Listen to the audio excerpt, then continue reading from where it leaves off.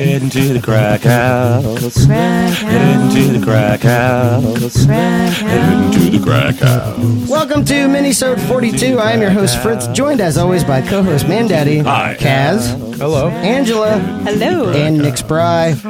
So there's been something very, very frightening happening to the people who live around Vancouver, Canada, and into parts of the Pacific Northwest of the United States. Feet have been washing. Feet are just everywhere. Feet have been washing ashore.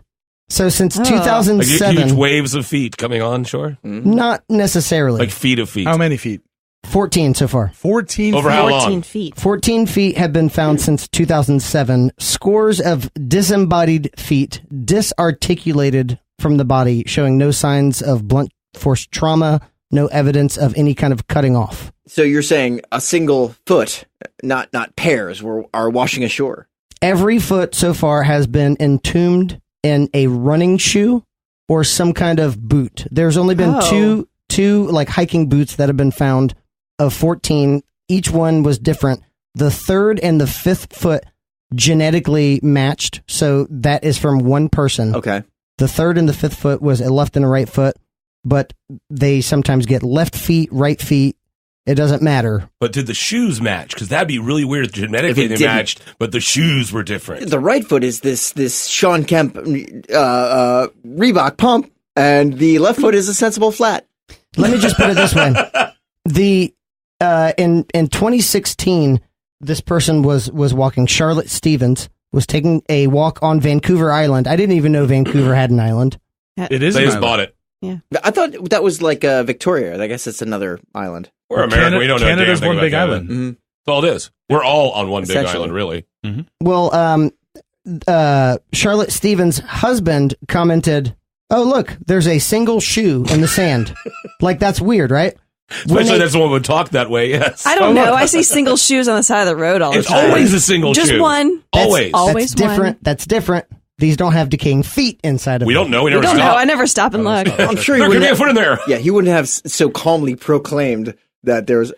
Honey. Oh, hey, there's a single shoe over on the side of the beach there. Carl Winslow, everyone. You are absolutely Guest appearance. you're absolutely incorrect because this person said, it looks like there's an actual foot bone in it Huh. because it was white. Interesting. It's all white, and when picked up, there's no flesh on it. It's just a compaction of bones.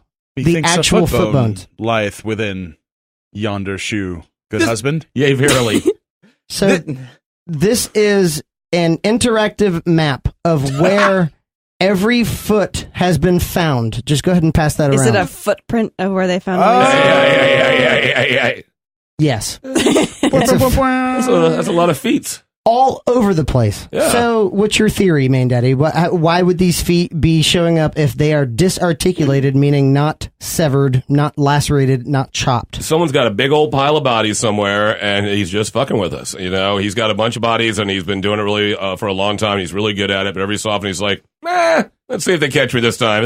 This foot's falling off. Let's toss this one into the river. Let's see if they get a bite off this one. You can see the highest concentration in Vancouver, right? That's probably the biggest city there. There might be like some killer or somebody disposing of bodies, and the feet seem to be drifting sort of south, and a couple go a little north. But What did you think? I mean, because there's no dates on that map. It just shows you where all of them have settled at one point. What's in Vancouver? Salish Sea, which is over by Vancouver Island, it's gotten the most of them.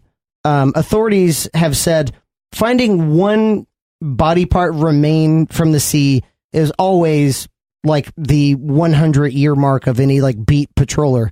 To get 14 since 2007 is very odd. Does anyone else find it weird that it's not from this map that you're showing us? It's not directly on a coastline of an ocean. This is for a turned inlet, like a channel, definitely. So it is all throughout this, which makes me think that it wasn't something like an ocean liner, unless the current goes that way. That's what I was wondering, where the currents come from. You can see further down that like it's coming up or down. It doesn't look like it could be directly off the coast, unless that's just, the feet break off and they go like salmon to spawn upstream.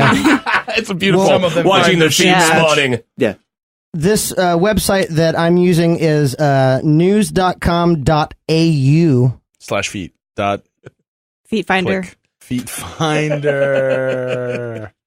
// lifestyle / real -life / WTF / the Canadian Sea where severed feet keep washing up ashore, all hyphenated / news. Slash. Long. Slash. What's this, a food? .org.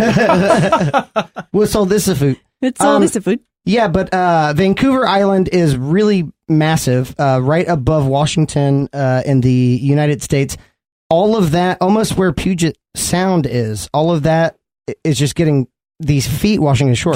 So Just getting bombarded with old decays. I really want to look at and- the currents and see like what kind of We can do that. ends there. well, one current. So thank you for bringing that up, Angela. One current model is showing currents from this upper Pacific Northwest region, just pretty much nailing it. One theory is that this could be shipwreck victims who over time are decomposing so badly, if they are not deep enough where the current is still strong, it's just taking parts of the plane away, taking parts of the ship away. So that's one theory. But the idea that they, oh man, this is really creepy too. This is the actual photo of the bones in the foot, like in the shoe.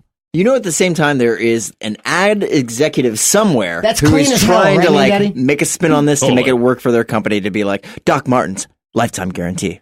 That's what I'm wondering. Like, Right. what are these shoes? What are the styles and models? right. Are they modern? Like, when are they from? That's definitely modern. Yes, See, it you is. think that a detective would really be working on the shoe styles and Looks looking like a at shoe things full like of that. mayo. You know, there has to be some connection Ooh. that you could see with a shoe full of mayo. It's really gross. It's very bleached, Things- right?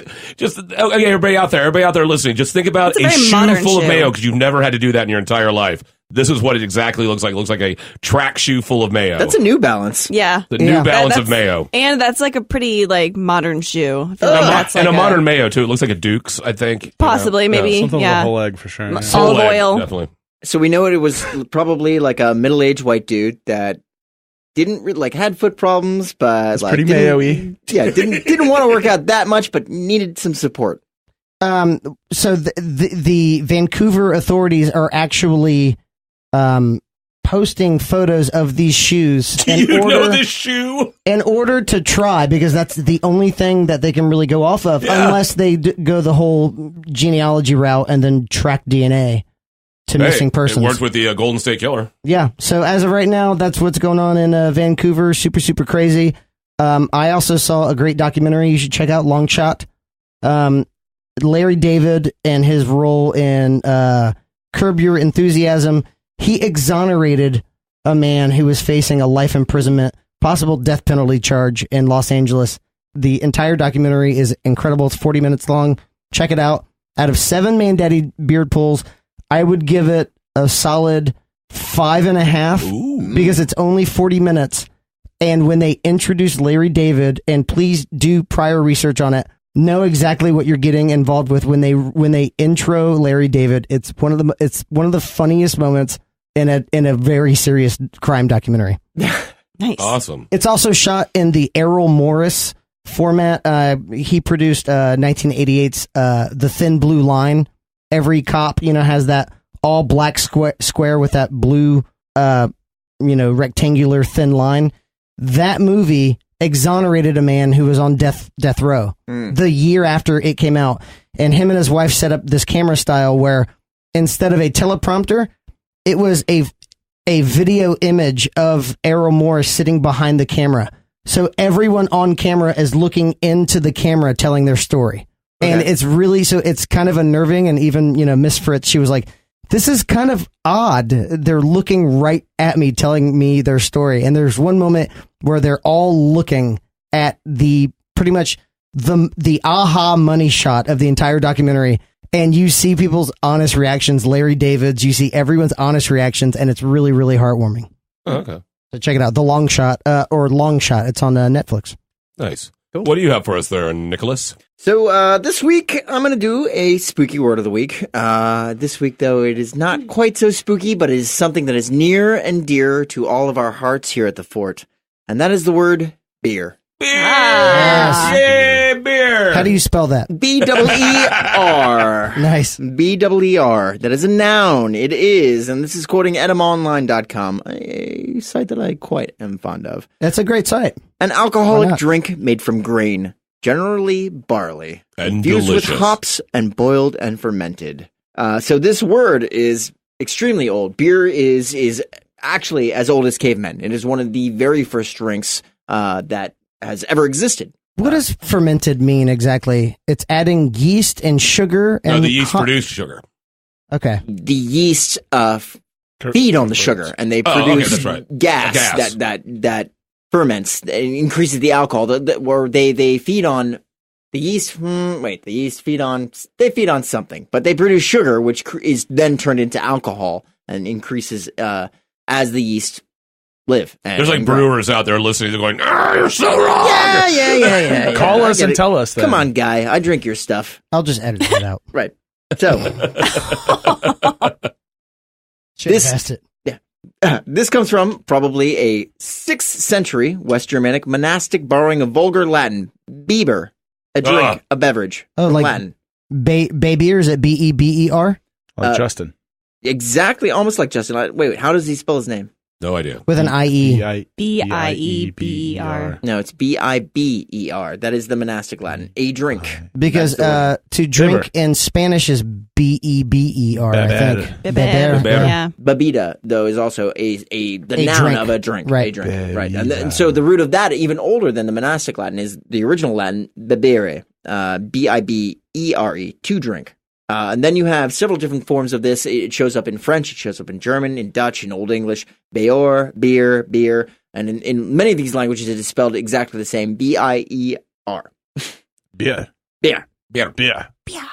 We love beer here at the Hell fort. yeah, we do. And love beer. It's drunk. Actually, so the native Germanic word for the beverage, I'm quoting again Adam Online, is one that yielded ale. So you're thinking a Proto-Germanic root, bewo, from the word that means barley. So the grain that they use predominantly to form ale. There's also rye. You can make beer from almost anything, as long as it's grain. And it gets you fucked up. Hey! To beer! Yes. And everything it does for you. An interesting little side note here is the Spanish form cerveza, that literally means beer, comes from the Latin cervicia, which is also beer. Nice. So Latin, we use the word for beer to come from the word to drink, but they also had their own word that literally meant beer. Beer is the second most popular beverage in the entire world. Number 1 being tea. Number 2 is beer. And then number 3 is spirits of sorts. So that's why Coffee's up there too. Coffee is up there. I mean, it's in the top 5. So that's why a beer maker would be a cerveceria. Right? Well, yes, a brewery, as it were. Yeah. And so, again, Adam Online always makes a giggle when I look it up. They are borrowing the U.S. slang, beer goggles, through which every potential romantic partner looks desirable. It's from the year 1986. Really? Wow. Oh, yeah. Their last little fun fact that they included this week. Nice. So who was there to document when someone said that? Hey, Bob said a funny thing. Put that down. Here's the date. I feel like when it's a really good Right. one, you're like, God damn, has anyone, you get on 1986 Google and you like make sure no one else has said that It's called shit a yet. library. Yeah. Get in the card catalog, like, okay, hang on. 1986 Google. Yeah, Use the BBS Dewey somewhere. Decimal system. to Noam figure out. Chomsky scribbling furiously in like a little notebook somewhere at the end of a bar. I said it first. I've got one thing to add just because I was recently looking this up. Do you guys know anything about the Columbian Exchange? When the old world and the new world met? Sounds like something I did back in the 90s, but no. It was when pretty much the Europeans gave the Spaniards syphilis, the Spaniards gave the Europeans gonorrhea. That's what a good trade. Sharing is caring. Before this era, there were no potatoes in Ireland. There was no coffee in Ecuador and Colombia. What? There were no oranges in Florida. There were no pineapples in Hawaii. There were no horses in the New World. And there were no camels in the Old World. Or like something like And no tomatoes. No tomatoes in Italy. Yeah. Crazy. I was gonna say that. Isn't that insane? Yeah. So this has to be before the Pangeatic split, or after the Pangeatic split. This was like the 1400s. Okay. Yeah. When just like ideas and goods started traveling, and they're like, can you bring us back some more coffee? And like, it's like, yeah, I got you, Ecuador. Can you give us more syphilis? Really digging on this gonorrhea over here. Thanks for the coffee. Yeah. And they just say, wait for it. There you go. Insane. Bless you, Richard. That's fucking awesome. Thank you. Yeah, that's the spooky word of the week, which is not so spooky, but lovely. But delicious. What'd you got for us, Kaz?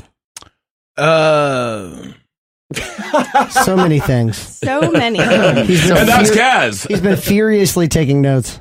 So I finished a Wild Country. Wild Country. Yeah. And I will say I enjoy the art of, I guess, concealment that they're able to do. Like they kind of build a narrative for you to kind of feel, and they kind of pull the rug out from under you several times during the documentary, which I appreciate. So again, Wild Country was it's a documentary about the Rajneesh cult in the 80s in Central Oregon, and I won't give away too much because it's definitely really cool, a cool story. So really is. Check it out. It's interesting for sure, and it's very, the production value is really high. They did a good job of cutting it up and editing and music and stuff. It looks really cool. Every interview subject too is very multifaceted. Like right, they picked. They get several different people, Yeah. different perspectives of the same thing, and people are in direct sort of conflict, telling essentially like different stories. But wasn't it directed and produced, or at least produced by the brothers? One of whom was Duplass? the star, the Duplass brothers. Yeah. One of whom is the star of the movie Creep that we've talked about several times on this show. I didn't know that. Mark Duplass. Yes. Son of a bitch, really? Yeah. How did I not put these... Face. I did not put two and two together, man. He was also in The League. He's in Creep. The League is a fucking hilarious show. Amazing. Even if you do not give a damn about football, that show is hilarious. It is good. It is so... yeah, that was cool. But more interestingly, I've been on kind of an old school horror movie kick. I've been watching kind of old classics. Nice. And one of the ones that has really kind of stuck with me is... The Thing. I checked out The Thing again, the classic one. Which version? One. The black and white one? No. The John Carpenter the John version. Carpenter. Yeah. Okay, 86, I think it was. 87, 86. It was even before that, I thought. I thought it was like 85, 86. I think so. Mid-80s. I read about some of where it came from, and the John Carpenter movie is not a remake of the original black and white, but they are both based on sort of a source original science fiction book that kind of has that source material. The John Carpenter version is actually closer to the book than the black and white, the older 1950s version. But I kind of went through it, and I feel like we're past the point of spoilers on this one, so fuck you if you want to complain about spoilers. But so I read an interesting theory about the end of that movie, which is kind of one of the main things. One of the big cult following factors was that it had these really grotesque practical effects. Amazing practical effects. It was for that time, yes. Still, no, for this time too. It looks messed up and fucking it does not look dated. It still looks creepy as fuck. Was that Rick Baker? I think he or the early version of Stan Winston. If you know, message the fort. Yeah. Fort Fritz at Facebook. I want to say Baker, but I could be completely wrong. I have no idea. You guys are on your own. So yeah. So the other thing was its ending. It ends on a very not a cliffhanger, but like a mysterious note. There's no real concrete sort of understanding of what ended up happening there. Would that be an open-ended ending? Like it's open to interpretation? So it is. And it's ended. It's an ending. Yeah, it just sort of ends, right? Like that's what happened. So it's McCready, Kurt Russell. The other guy's name. It's Childs. The character's name is Childs. I forgot the guy's name. He ends up being like Spawn and like a bunch of other people. The dude's really famous. Falcon Rising, that guy? Oh God, I don't even know what that is. Oh. So they after Michael J. White. Oh, that's no. He was Spawn in the movie Spawn. Oh, okay. Good job though. Points. Nice points. Because that was a really good movie. Shit, I didn't even think about that. John Leguizamo and Michael. When he's the violator is amazing. Yeah. Todd McFarlane. And they're going to be they're supposed to be doing another one, like a redo. And one of the people that's been offered the gig is Jamie Foxx. Yeah, I'm into it. Spawn. I love it. Yeah, Spawn. I like Jamie Foxx. I like Jamie Foxx. I do not want to see him as Spawn. Him and Katie are going to be very happy. Oh yeah, that's right. Him and Katie Holmes. In hell. with chains. That's because that's what Spawn is. That's what Spawn is, yeah. He's an agent of hell. So That's racist. No, come on. How does it feel? How does it feel? Strange. I feel strange. Unwelcomed. So yeah, the ending is basically the two characters that you sort of followed throughout this thing are both at odds. They don't know if the other one is the thing, and they kind of ended on that. And there's a little bit of a I guess nuance that happens in that Kurt Russell hands Childs, who is the last name of the last guy that's left, hands him a drink, and it's the whiskey bottle, and the guy who takes the whiskey bottle and he takes a swig, and there's an odd musical cue that happens right when that occurs, and Kurt Russell sort of chuckles to himself, and then they say, all right, well, why don't we just wait and see what happens? And then it fades out. Him, or? So the fan theory was that the bottle that he gives Childs is the exact same one that he's been using as Molotov cocktails the whole movie, so that this is actually a bottle full of gasoline that he's handing to this thing that could potentially be an alien or a man. And when he swigs it and doesn't realize it's gasoline, Kurt Russell has the moment of like, aha, no, it's you. So I see. So he actually, Kurt Russell, during I dug up this article, during the filming of Hateful Eight, came out and said that's all bullshit. He said that he and John Carpenter actually specifically they got together to make sure that they were both giving a performance that made sure that there was doubt, I guess, in your mind as to like who was the last one there. Another fan theory I saw that was even more interesting that wasn't debunked by anyone yet was if you look at the last scene, they're doing the drink and they're talking to each other. Kurt Russell has a normal amount of, I guess, like condensation coming out of his mouth from them being in like the Arctic Circle and they're outside and there's like puffs of, like breath coming at wisp. Yeah. And when they cut to the other guy, there's none ever. And they're both standing like 5 feet from each other. So that's cool. They talked about how when they were filming it, there was talks of potentially this being the first of a sequel or something that they were going to go. That bar scene, though. Oh yeah, that I mean, it's not an actual bar. They're on an ice station, but like when they're all like trying to figure out who is it. Oh, where they're doing the wire and the blood. Wire and the blood. And just oh, amazing! Interesting that you would mention that.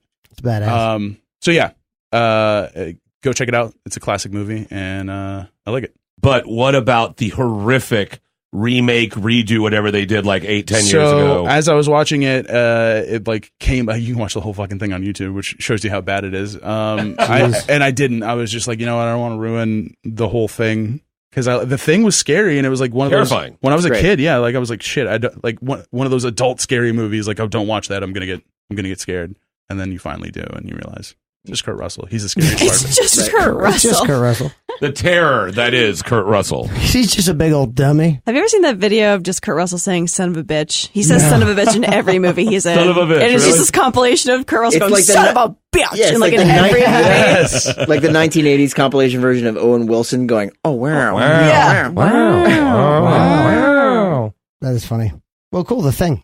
I need to check it out. I haven't watched it. Yeah, stay away from the redo. Yeah. Because it was supposed to be, it's not even a sequel or redo. It's like a continuation in a weird way, but not a sequel. And it was a prequel, horrible. Essentially, right? Like that's kind what of. they said. It was a prequel. Yeah, with the dog. Yeah. They show what led to it, and I read a synopsis. The dog was in the Carpenter version too. Yeah, right. but whatever. Don't. It's convoluted and crappy. What have you brought for us, Angela? Kind of along the same lines as I am watching season 2 of Handmaid's Tale. Oh yeah, hilarious show. I have to say, Peggy Olson. Poor She girl. stars, right? Yes, yep. Elizabeth Moss. She is get used to seeing her face. Amazing. There's a lot of shots of her. The entire series is right. Like I feel like that whole show, like the cinematography is based around her gorgeous ice blue eyes. Because there's so many shots, yeah, a lot of those beautiful ice blue eyes crying. Oh no! It is torturous, man. It is painful. So when you're saying funny, you're being completely sarcastic. Okay. It is it's the darkest. Really? Oh yeah, it is insanely dark. There was actually very little levity in the show. Your recommendation of it being hilarious, I thought it was going to be like kind of a dark comedy thing. Oh no. Oh, okay. Shit. No, that's why when I started season 2 this last week, I put on Facebook, the hilarity continues. It's right, yeah, it's exactly. like Airplane right from the get-go, and it's the absolute opposite. Oh, okay. It's a very intense show. Intensely funny. Intensely hilarious. So the book, The Handmaid's Tale, was released in 1985 by Margaret Atwood. I have read that book. You did read it? Yes. I didn't read it because I never read anything original, apparently. Every time we talk about something, I'm always like, never saw the original, but I like this remake of it. The first season, I think, ends where the book ends. Oh, so I was always wondering about that. This second season is kind of giving more detail than even book readers know of what happened to the main character, Offred. And again, I keep bringing in things that you can't really talk about because I don't want to have any spoilers and anything. And the season 2 they released, it's a Hulu original show, by the way. And they release 2 episodes per week or No, just one. Just one? Yeah. Okay. Every episode is this emotional roller coaster. So if you've never watched even the first season of it or read the book, it's based in, at least the show is based in modern times. And for lack of a better word, cult kind of takes over the American society. I don't know if it's actually national. They only really show because they go to Canada and right. I think it's the majority of America. Yes. I think there might be splinters, but the way I look at it is it's Pence world. Yes, it is. It's very. If Mike Pence could form a society, I think this would be pretty much it. Correct. Well, that's conjecture, man. That's me. I think, and I'm right. So I feel that. So if you've ever seen Children of Men, where people kind of are having issues with procreating, so that's kind of happening now. So children are sacred and reproduction is very sacred.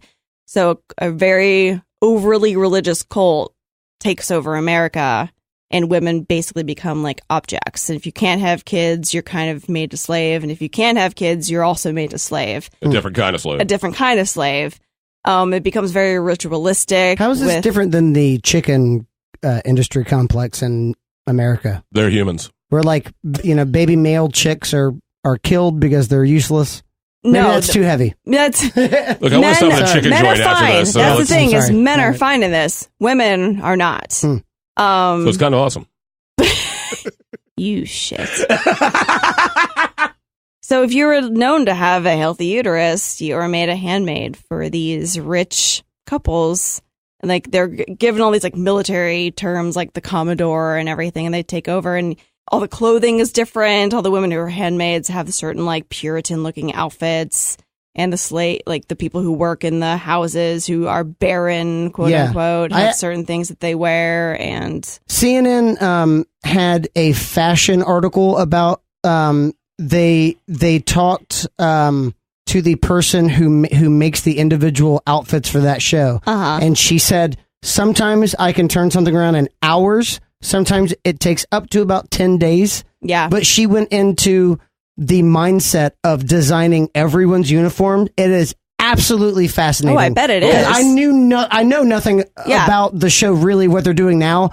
But it was this is the person who pretty much tells it like it is. So I went with this kind of military style, almost like a commoner kind of dress. Yes. And it was damn, she militarized household dresses. Yeah. Fucking badass. And you know exactly what class someone's in by when they walk into the room. And also muted blue colors, there's certain vibrant specific red colors, that they wear, that you know exactly who somebody is as soon as they walk into a room. And it's scary because, especially in the times we are now, it's this slow progression into this type of society. So it starts with one level, kind of moves up where women have to get their husbands to sign off on getting birth control. Wow. And then it just keeps getting worse and worse from there. It's a fascinating show. I think it's so well done. Oh, yeah. You have Joseph Fiennes in it. You have Elizabeth Moss in it. I don't want to give anything away, but season 1 is incredible, and season 2 has really started off with 3 episodes that are just absolutely compelling. So check it out. You have to be in the right mood.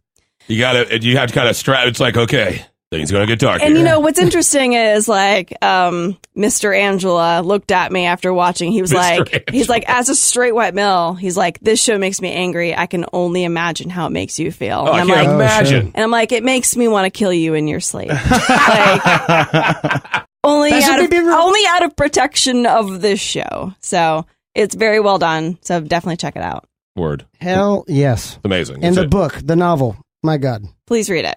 So what you got for us, Mandaddy? What I got is, first of all, I want to recap on something I talked about on the last one, is the TV show Barry. And holy fuck balls, you need to watch this show. All right. If you have the HBO, it was one of the most amazing season finales. It's 8 episodes. They're a half an hour long. You could plow through it in a night. It's a sitcom, right? It's no, no, Mr. Seven out there. No, it is very funny. There are some very funny parts. There are some very depressing parts. There's some very frightening parts. I mean, but there is some absolutely amazing comedy in it. And Bill Hader, once again, does such an amazing performance. And so I know I talked about it last week, but after seeing the season finale, I had to say again, holy shit, you need to see Barry if you have the ability to see Barry. So as someone who hasn't seen Community, Legion, or Barry, which one should I watch first? Legion. Ooh. I mean, we'll see. But Barry, since it's only 4 hours, you can just dive through that. Just knock it out. Legion, you got a season and a half to deal with. Okay. The Community, you got, 6 seasons? Right. So you go Barry first, Yeah. then Legion, then Community. Okay. Yeah. All right. Or just interlace them. Based on them. time. Based on time solely, because I think Legion. Who are these first got savages that reaction. can watch more than one TV show at the same time? Like, Well, it's like the whole backlash from Death Note. Oh, right? yeah. Like, people were like, oh, man, that animated show was so good. There's 98 episodes. I'm not watching those. Yeah. but Get off my ass. fucking nerds. Jesus Christ. It's really good. It is. Death Note is good. Right. No. I really enjoyed the Netflix thing. I really thought The show was that good. he did a good job, you know? The Was it entire Willem movie, I knew not. Yeah, Willem Dafoe is Raikou or whatever the guy's name is. Raikou. He's just creepy on his own. He doesn't need makeup. You don't need nothing. Just put a camera on him. Frightening. But one thing that I found today that is kind of frightening, especially if you have allergies. If you're the type of person that always has like kind of a runny nose or something like that. Well, this woman, Kendra Jackson, in Omaha, Nebraska, she was always had a box of Kleenex and her puffs nearby, always had a running nose for years, sniffling, coughing, and everything like that. And she said it was like a waterfall continuously, and then it would run to the back of my throat. And she went to a bunch of different doctors, and they all just checked her out, and they all just said, it's just allergies. It's just allergies. And she said she felt like a zombie, how it messed with her sleep, everything. And so finally she went to a specialist. And the specialist was like, okay, here's the issue. You don't have allergies. What's leaking out of your nose is brain fluid. What? Like cerebrospinal fluid. Yeah, brain fluid, like almost a half a pint a day. Whoa! That is a lot. That's a lot. For 3 days, because she got into a car accident and there was a whole fractured intranasal cavity connecting between, like right up the back there, and so she's had a constant trip of brain fluid Brain going snot. Brain Gross. snot. Oh, we played with those guys. They're like kind of like really aggro core. I wonder if she it ran into her like on her lips and she like licked it and she's like peach schnapps. It's weird. This tastes like what I'm thinking about. I don't feel drunk.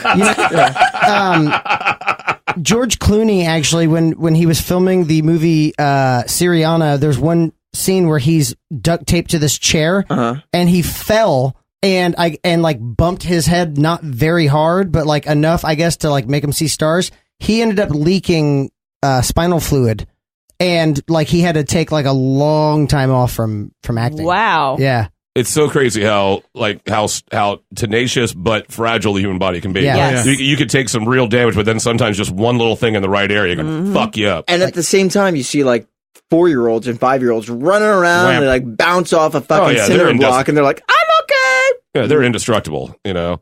We are not. Yeah. But that's what I had, just something, because I mean, I'm someone that always has bad allergies, and so this is like, oh shit, maybe I'm just dying. Maybe I don't have allergies. Maybe my brain is trying to leave me through my nose. Wait, is she okay now? Yeah. What did they put like a cork inside her Yeah, in her plug, nose or brain something? plug. I basically had to seal up Fill the her fissure. back up. Yeah. Some, like whatever. They use some of her own fatty tissue to plug up the leak, they said. And it's just a very small hole. Some schmaltz, some chicken Medical fat. science. They're like, just jam it up her nose. Cotton little swabs. bit water and flour. Yeah. Like a little, She could have had, if they hadn't treated it, she could have had serious infections, meningitis, vision changes, and even hearing loss, and even worse, because just Wow. basically dry brain. Yeah, just very dehydrated brain. my brain keeps coughing. This feels raspy up there. My very thoughts are itchy. raspy. The doctor goes, well, that's natural. It's allergies. It's allergy It's season. allergies. Well, that's awesome. Thank you, Mandaddy. You're very welcome. Where can folks out there go to see and hear more of us? Well, what you need to do is you need to tell all your friends, first of all, because you're already listening. We need more of you. So tell your friends to go to Stitcher, then go to YouTube, They go to iHeartRadio. Spotify. They can go to Spotify. They can go to Libsyn. They can go all over the damn place. You can find us on Facebook at Fort Fritz. You can find us on Twitter on at Fort Fritz MCT. You can find us on Instagram just as Fort Fritz. We're all over the damn place. YouTube, yep, you can find us on the YouTube even. So we need you to share it. Share the love that is Fort Fritz. Yep. Get your friends and family interested. So this is Fort Fritz. We thank you for listening. See you next time.